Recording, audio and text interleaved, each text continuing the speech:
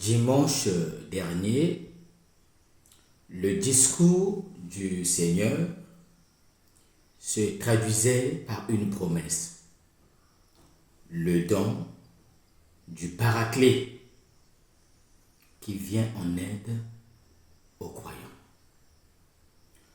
En demandant un autre Paraclet, Jésus se révélait comme l'avocat, comme le défenseur.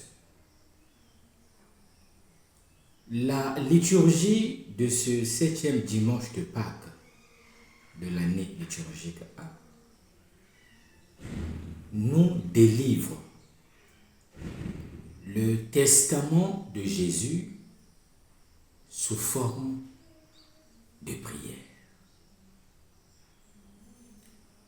La prière de Jésus dans l'Évangile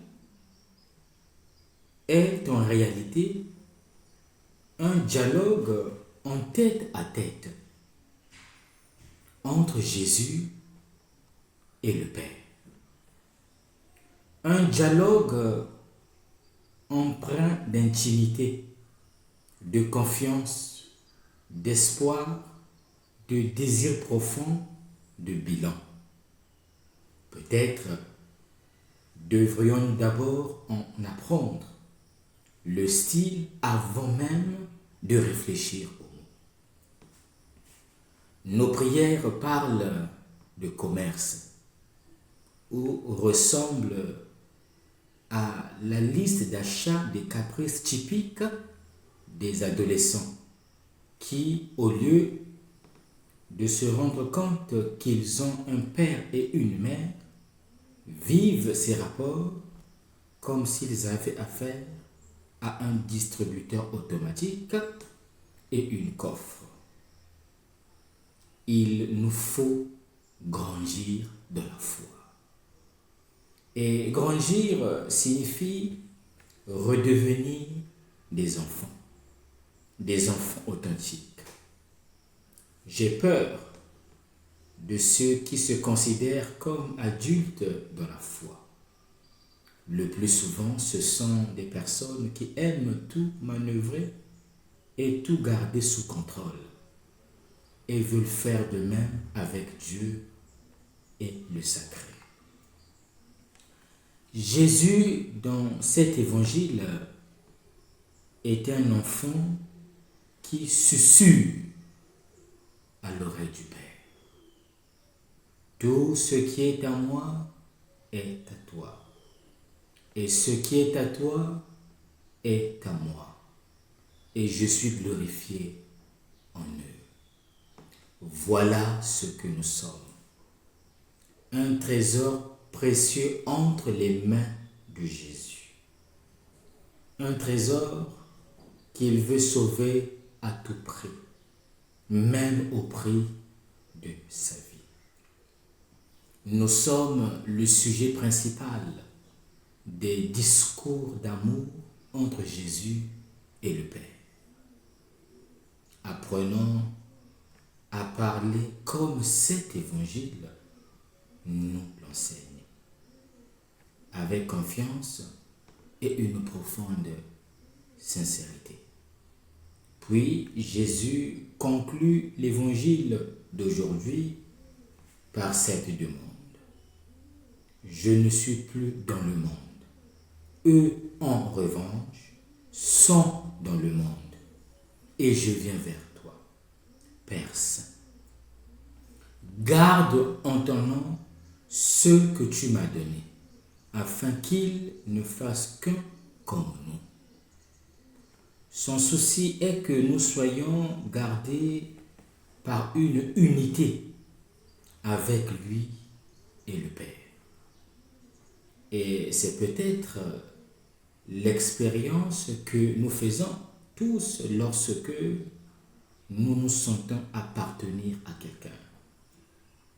C'est précisément à ce moment-là, lorsque nous sentons que nous appartenons à quelqu'un, que nous nous sentons aussi protégés malgré les difficultés.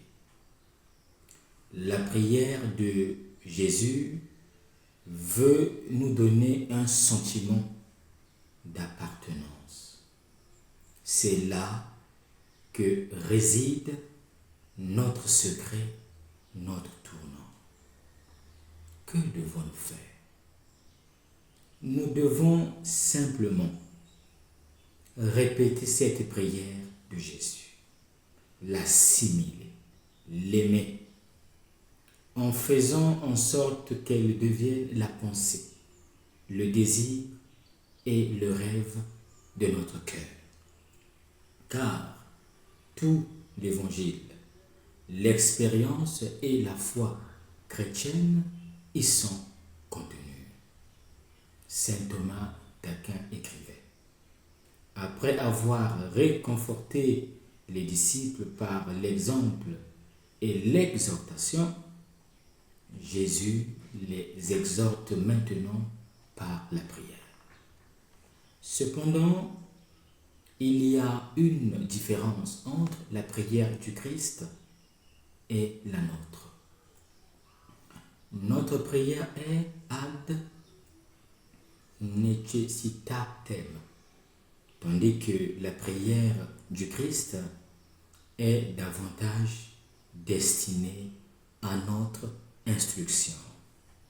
Ici, Jésus nous instruit par la parole et par l'exemple.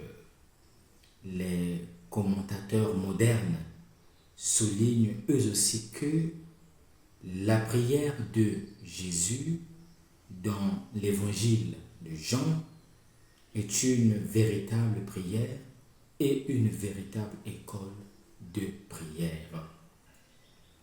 Je savais que tu m'écoutes toujours. J'ai parlé pour la foule. Notre prière peut s'inspirer de la prière sacerdotale de Jésus. Comme Jésus, apprenons aussi à prier pour les autres.